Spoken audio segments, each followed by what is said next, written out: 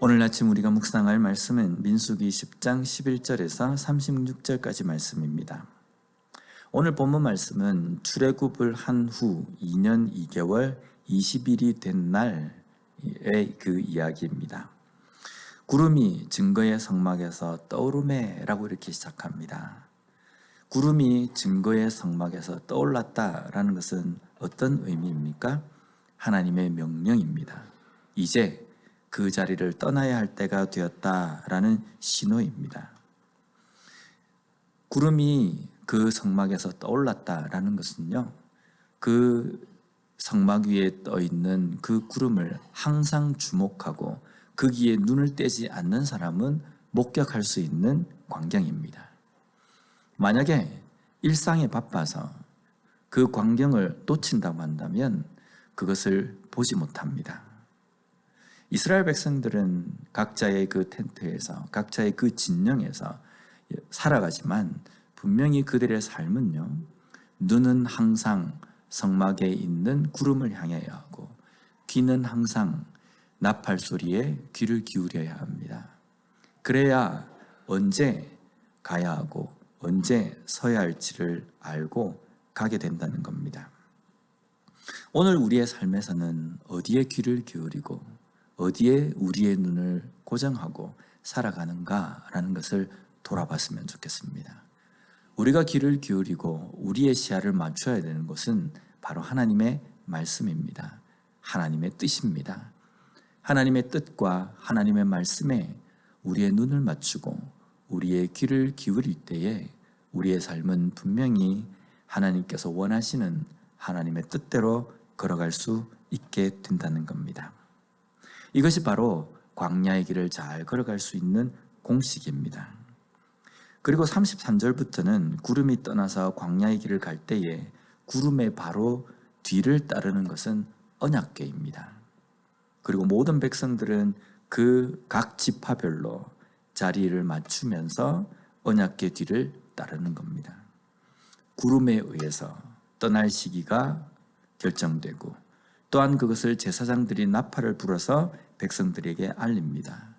그리고 행진할 때에는 모든 백성들은 언약궤가 앞서가는 것을 뒤를 따릅니다. 이것은 철저한 하나님의 인도하심에 의지해야 한다는 것을 말씀하는 겁니다. 하나님의 인도하심을 벗어난다는 것은 광야에서 죽을 수 있는 상황이라는 겁니다. 그렇다고 한다면 이러한 공식이 광야에서 살아가는 그 삶 속에만 적용되는 공식이겠습니까? 이스라엘 백성들이 가나안에 들어가서도 이 공식은 변하지 않습니다.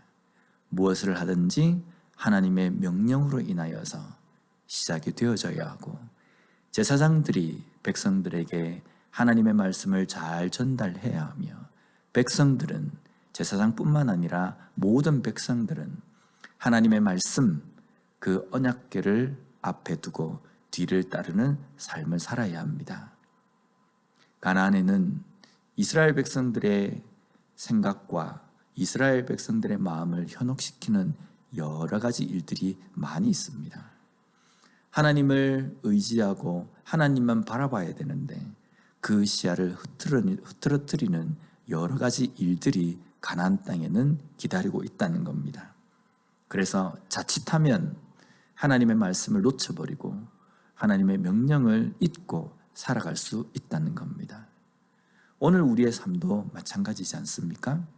하나님 말씀이 아니면 결코 내가 살 수 없다라고 우리가 고백을 하지만 오늘 우리의 삶에서는 하나님의 말씀보다 세상에 보이는 것들, 하나님의 명령보다 세상의 어떤 가치관, 이러한 것들이 우리의 생각과 마음을 현혹시키며 우리를 하나님의 말씀으로부터 쉽게 떠나도록 만드는 여러 가지 요소들이 존재하고 있다는 겁니다.